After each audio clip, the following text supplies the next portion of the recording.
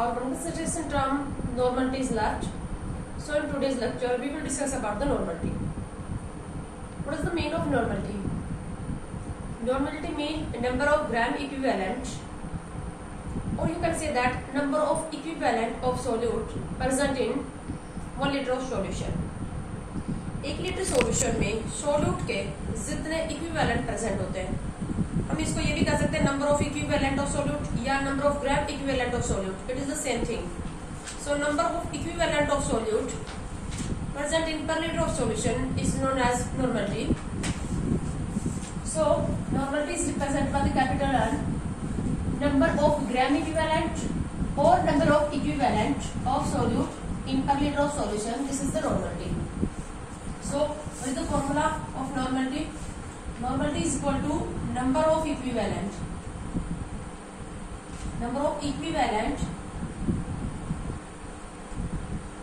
of solute, number of equivalent of solute upon volume of solution in liter. Number of equivalent is represented by capital E. So capital E upon volume in liter. Capital E is represent the number of equivalent of solute upon volume of solution in liter. You can say that normality also equal to number of milli equivalent. Number of milli equivalent of solute upon volume of solution in ml. It is also a normality as same that of the molarity.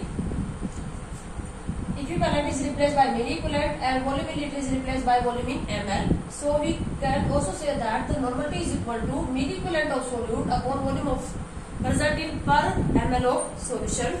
So if you want to find, or you have to find out the number of equivalent of solute or number of milli equivalent of solute, if you are given the normality and volume of solution in liter or volume of solution in ml, so how can you find out the number of equivalent? Normality is equal to equivalent upon volume in liter or milli equivalent upon volume in ml. So if you are given the normality and volume in liter, then you can find out the equivalent of solute. So equivalent of solute is find out by multiplying normality with the volume in liter, or milli equivalent of solute normality into volume of solution in ml. तो मिली equivalent और equivalent इस तरह से, जैसे आप molarity में मोल या मिली मोल find out कर सकते हो. सोल्यूट के मोल कैसे फाइंड आउट कर रहे थे? मोलरिटी वॉल्यूम इन लीटर से मल्टीप्लाई करके. और मिली मोल फाइंड आउट कैसे कर रहे थे? मोलरिटी इनटू वॉल्यूम इन ml से मल्टीप्लाई करके. अब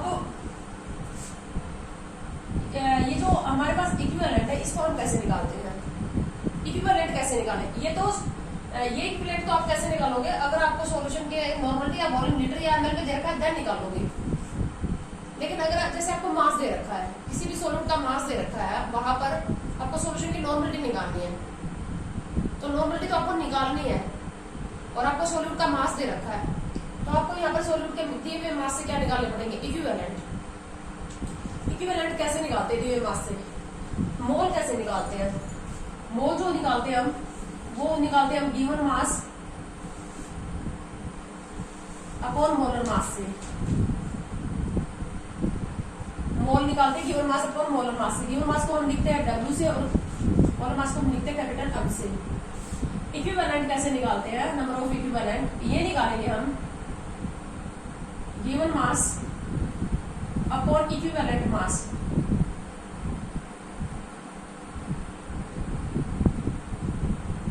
गिवन मास अपॉन इक्विवेलेंट मास से जो मास तुम्हें दिया जाएगा उसको इक्विवेलेंट मास से डिवाइड कर दोगे तो क्या आ जाएंगे? Number of equivalent. और नंबर ऑफ इक्विवेलेंट आप फॉर्मूले में पुट कर दोगे, वॉल्यूम आपको दिया जाएगा, तो इससे क्या आ जाएगी? नॉर्मलिटी. अब मोलर मास तो निकालना हमारे लिए बहुत आसान होता है. मोलर मास को तो हम क्या करते हैं? एटॉमिक मास का सम करके कैलकुलेट कर लेते हैं. ये इक्विवेलेंट मास कैसे पता चलेगा हमें? सबसे पहले तो हमें इक्विवेलेंट मास का ही पता होना चाहिए. बट जो इक्विवेलेंट मास है किसी भी सब्सटेंस का जो है वो फिक्स नहीं होता. ये condition according to condition it will be change. Equivalent mass of any substance is may or may not be a same. It may be changed according to condition, but molar mass is constant. It is fixed. Molar mass constant होता है, fix होता है.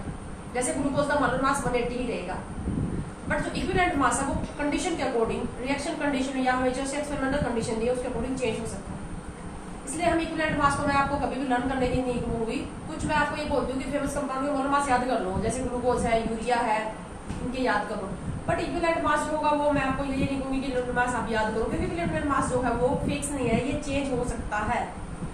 तो फिलहाल अगर हम equivalent निकालते हैं, गिवन मास है हमें, तो इक्विवेलेंट क्या है, इक्विवेलेंट मास हमें चाहिए. तो सबसे पहले अभी हम फिलहाल क्या करेंगे, how can we calculate the equivalent mass. Equivalent mass हम कैसे निकालेंगे, तो इक्विवेलेंट मास कैसे निकालते हैं.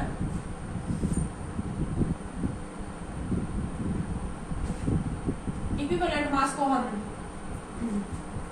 EM से रिप्रेजेंट कर लेते हैं. इक्विवेलेंट मास ये निकलता है बेटा molar mass, molar mass upon valency factor.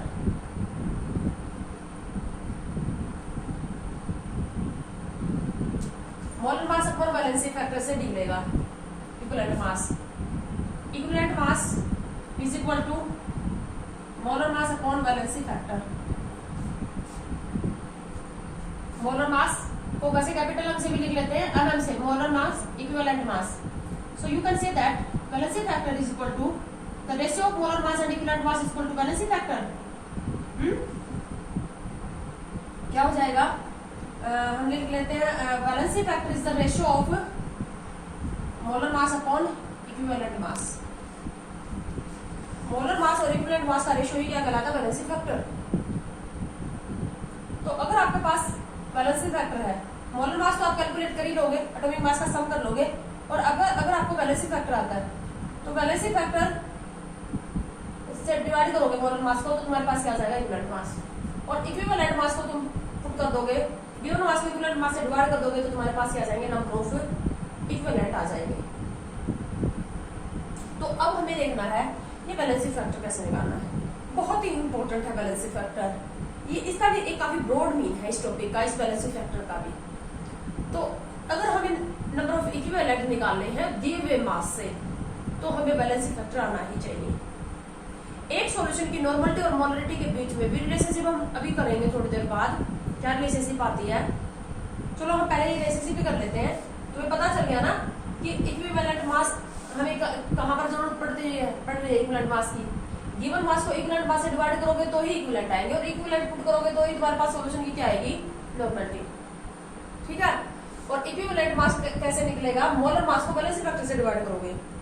और you can say that the ratio of molar mass, the ratio of molar mass and equivalent mass is known as valency factor. So if we have to require valency factor if you want to find out the number of equivalent and normality of the solution.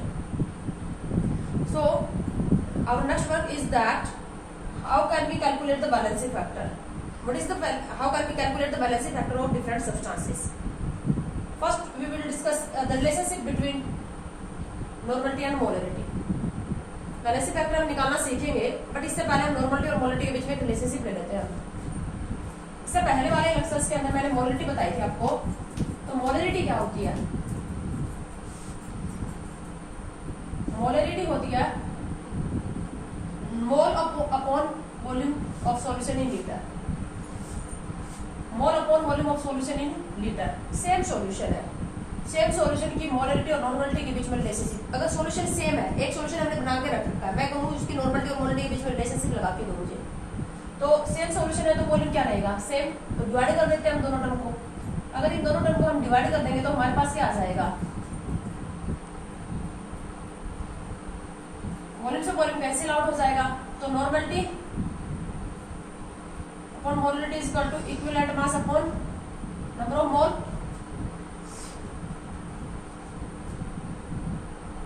Equivalent mass को हम क्या लिख सकते हैं, अभी बता रहा. Equivalent mass को हम क्या लिखेंगे, given mass upon number of equivalent upon मोल.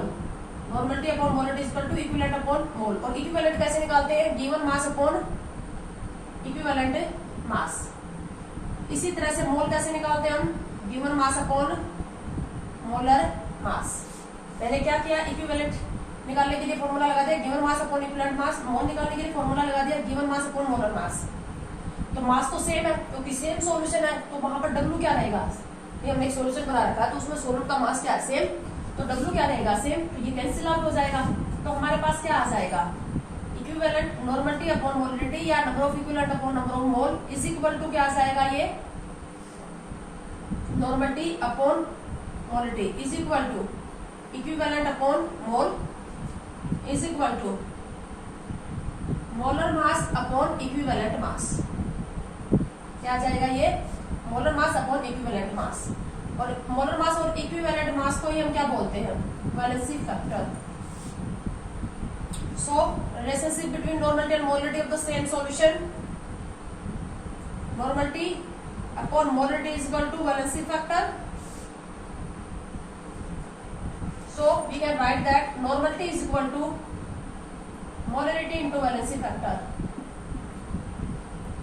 अगर हमें हमारे पास सॉल्यूशन की मोलरिटी आ गई, मोलरिटी मोल निकालना बहुत आसान है, गिवन मास को मोलर मास से हम क्या कर लेंगे, डिवाइड कर लेंगे, मोलरिटी निकाल लेंगे और मोलरिटी को उस सब्सटेंस के बैलेंसिंग फैक्टर से मल्टीप्लाई कर देंगे तो नॉर्मलिटी आ जाएगी। बहुत इंपॉर्टेंट रिलेशनशिप आपको याद रखनी है। एक सॉल्यूशन की नॉर्मलिटी और मोलरिटी दोनों निकालनी है। मोलरिटी निकाल लो, अगर आपको उस सोल्यूट का सॉल्यूशन में जो सोल्यूट पड़ा है, जो सब्सटेंस पड़ा है, उसका बैलेंसिंग फैक्टर पता है तो बैलेंसिंग फैक्टर से मल्टीप्लाई करोगे नॉर्मलिटी आ जाएगी। ठीक है, इसी तरह से देखो इक्विवेलेंट और मोल, एक ही सब्सटेंस के इक्विवेलेंट और मोल का जो रेशियो वो भी क्या होता है, बैलेंसिंग फैक्टर। तो हम यहाँ पर ये भी लिख सकते हैं ना, equivalent of substance is equal to mole into balancing factor. बहुत इंपॉर्टेंट रिलेशनशिप है बेटा, ये बहुत जगह ये तुम्हारी हेल्प करेगा।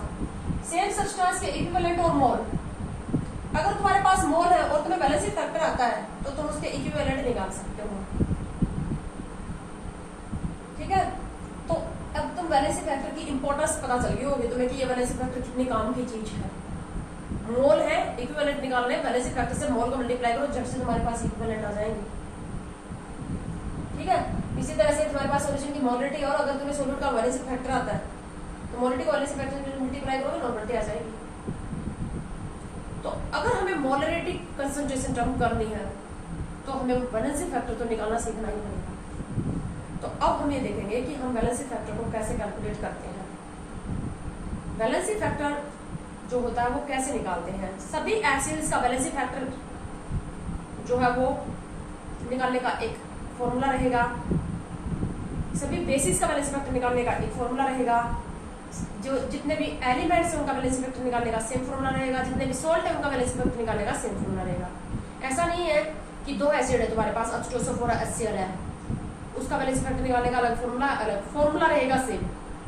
मतलब हम नेचर लेंगे, जितने भी एसिड्स हैं उनका बैलेंसिंग फैक्टर निकालने का सेम फॉर्मूला रहेगा हमारे पास, बेस का सेम रहेगा। तो सबसे पहले हम लेंगे यहाँ पर एसिड्स का।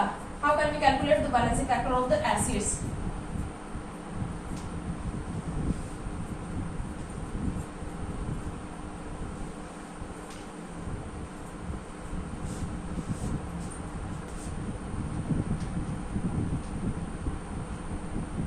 बैलेंसिंग फैक्टर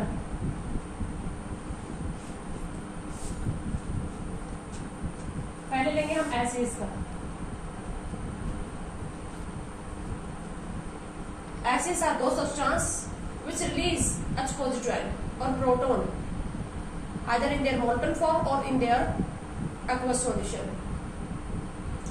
कोई भी एसिड है, वाटर में डिसॉल्व करके उसको aqueous solution बनाओगे तो जो सब्सटेंस अपने aqueous solution में H positive आयन रिलीज करे, आयनाइज हो जाए, आयंस में टूट जाए और आयन जो कटायन होगा वो क्या रिलीज करेंगे, ये H positive ion.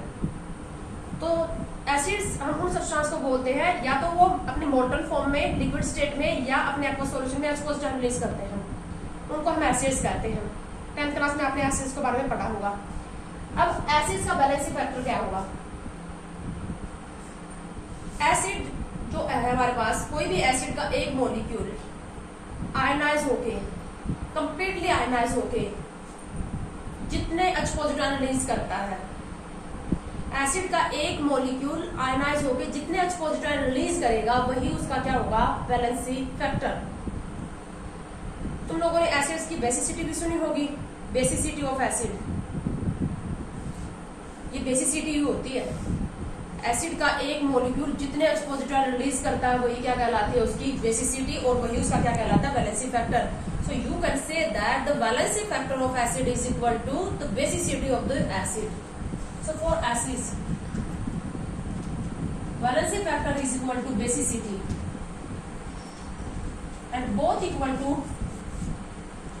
Number of H positive ions released by one molecule of an acid।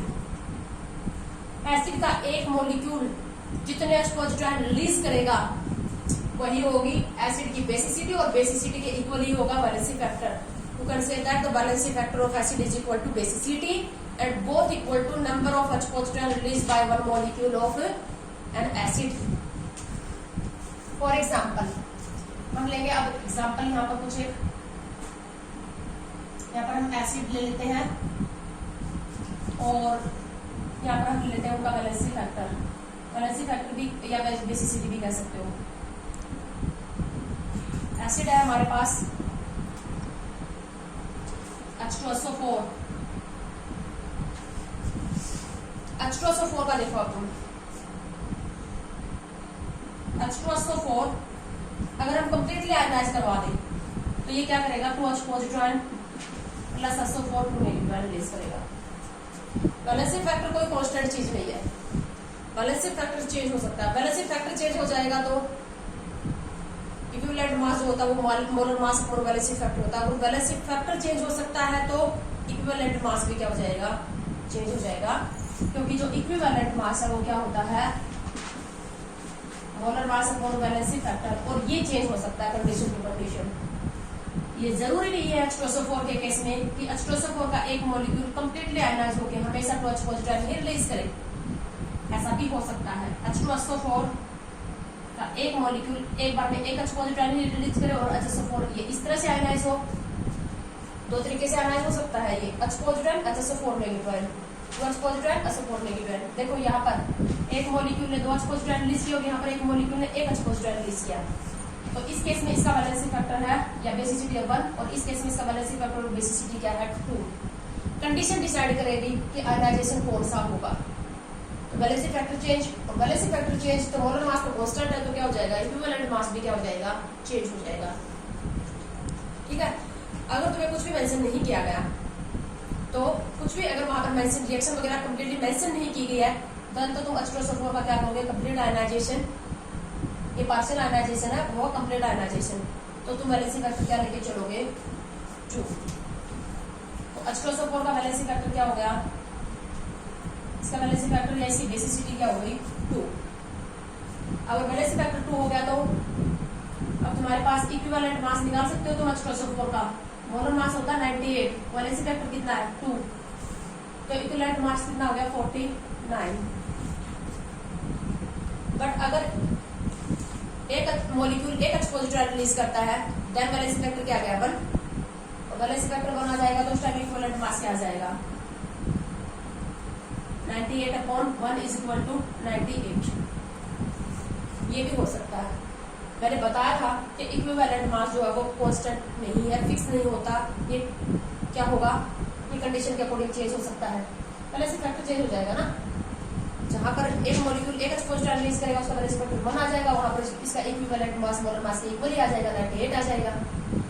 लेकिन जहां पर ये कंप्लीट आयनाइज हो जाएगा, ये molecule 2H positive ion release करेगा, वहां पर इसका वैलेंसी फैक्टर या बेसिसिटी आएगी 2, तो वहां पर इक्विवेलेंट मास आएगा 49। ठीक है, लेकिन अगर कुछ भी H2SO4 के बारे में मेंशन नहीं किया गया है कि कंप्लीट आयनाइजेशन या पार्शियल, तो तुम उस टाइम क्या करोगे, इसका वैलेंसी फैक्टर 2 मान के चलोगे।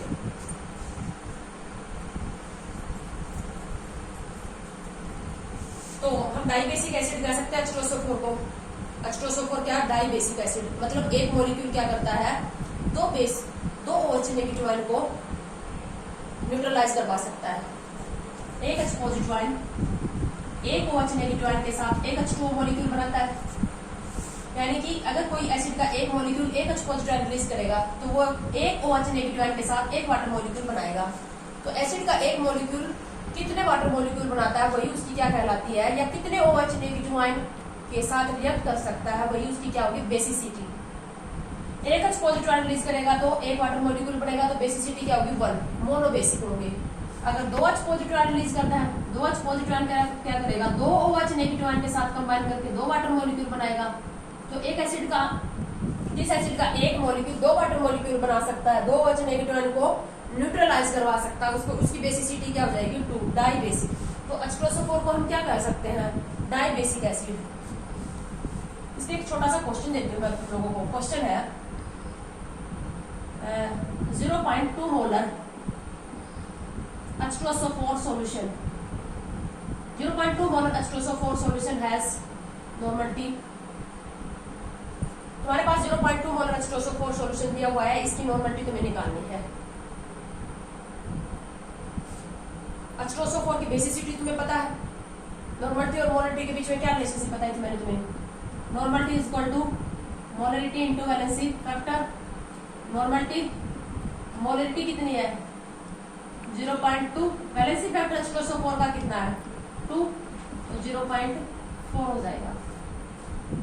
बहुत आसान है। H2SO4 का सॉल्यूशन दिया हुआ था, मोलरिटी दी गई थी, नॉर्मलिटी पूछ ली, वैलेंसी फैक्टर जिस बच्चे को पता था क्या होगा, डाई बेसिक है तो नॉर्मलिटी जो वो मोलरिटी से डबल आएगी।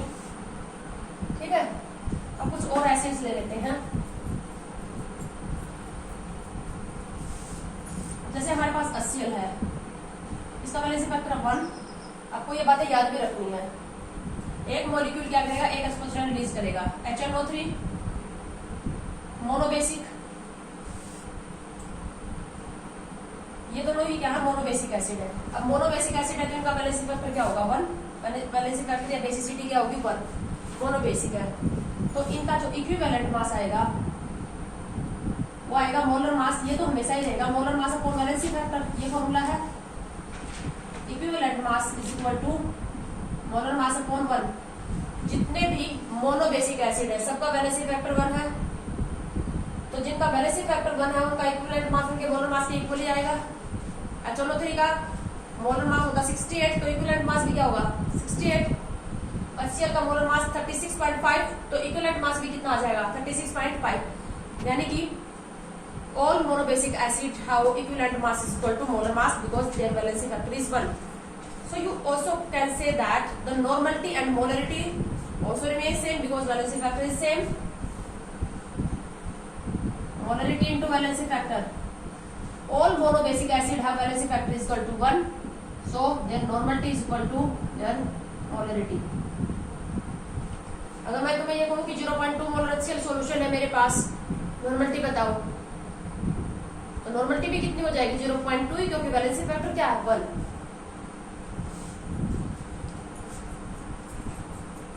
एक बहुत ही इंपॉर्टेंट एसिड है ऑक्सैलिक एसिड। फॉर्मूला होता है ऑक्सैलिक एसिड का COH dot two H2O, dihydrate form में एग्जिस्ट करता है ये, यानी कि 2 water molecule water of crystallization की फॉर्म में इसमें होते हैं। नाम है इसका क्या, ऑक्सैलिक एसिड। तो डाइहाइड्रेट फॉर्म में है ये, 2 वाटर मॉलिक्यूल क्रिस्टलाइजेशन की फॉर्म में है इसके साथ COH। इसको ऐसे भी लिख सकते हो C2O4H2 डॉट टू H2O। तुम्हें पता है कि जो वाटर के जो मॉलिक्यूल है वो वाटर बहुत ही वीक इलेक्ट्रोलाइट है, वाटर बहुत कम आयनाइज होता है, तो वाटर तो आयनाइज होगा नहीं, H पॉजिटिव रिलीज करेगा नहीं, तो H पॉजिटिव सिर्फ कौन रिलीज करेगा, ऑक्सैलिक एसिड। और ऑक्सैलिक एसिड के एक मॉलिक्यूल में तुम्हें 2 हाइड्रोजन एटम दिखाई दे रहे हैं। जनरली ऐसा ही होता है, किसी भी एसिड के एक मॉलिक्यूल में तुम्हें जितने हाइड्रोजन एटम दिखाई दे, generally most of the cases में वही उसकी क्या होती है, बेसिसिटी होती है। यानी कि एक मॉलिक्यूल जितने हाइड्रोजन एटम रखेगा, अगर उसको कंप्लीट आयनाइज करवाए तो वो सारे के सारे हाइड्रोजन एटम क्या करेगा, वो H पॉजिटिव की फॉर्म में सॉल्यूशन में छोड़ देगा। ठीक है, तो इसके पास 2 हाइड्रोजन एटम है, तो इसकी बेसिसिटी क्या है 2, तो इसकी बेसिसिटी कितनी हो जाएगी 2। यहाँ ऊपर के केसेस में देख रहे हो, HNO3 के एक मॉलिक्यूल में 1 हाइड्रोजन है तो इसकी बेसिसिटी है 1 या वैलेंसी फैक्टर 1। HCl में 1 है तो वैलेंसी फैक्टर या बेसिसिटी है 1। H2SO4 में 2 है तो वैलेंसी फैक्टर या बेसिसिटी है 2। मोस्ट ऑफ द केसेस में क्या हो रहा है, किसी भी एसिड के एक मॉलिक्यूल में जितने तुम्हें हाइड्रोजन एटम दिखाई देंगे वही उसकी क्या होगी, वैलेंसी फैक्टर और बेसिसिटी। बट ये हर जगह ये बात वैलिड नहीं है, मैं जनरली ऐसे बोल रही हूँ, जनरल है ये, मोस्ट ऑफ द केसेस में ऐसा होता है।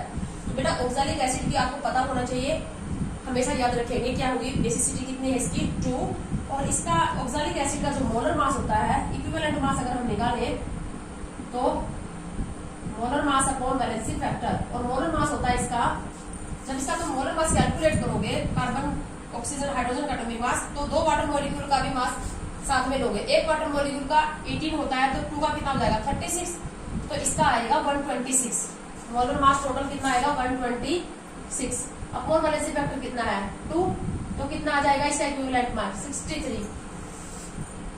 तुम्हारे सिलेबस में है ऑक्सैलिक एसिड, इसके न्यूमेरिकल तुम्हें देखने को मिलेंगे, ठीक है। तो जब अगर मतलब 2 वाटर मॉलिक्यूल का मोलर मास के साथ में इंक्लूड करेंगे तभी इसका मोलर मास 126 आएगा।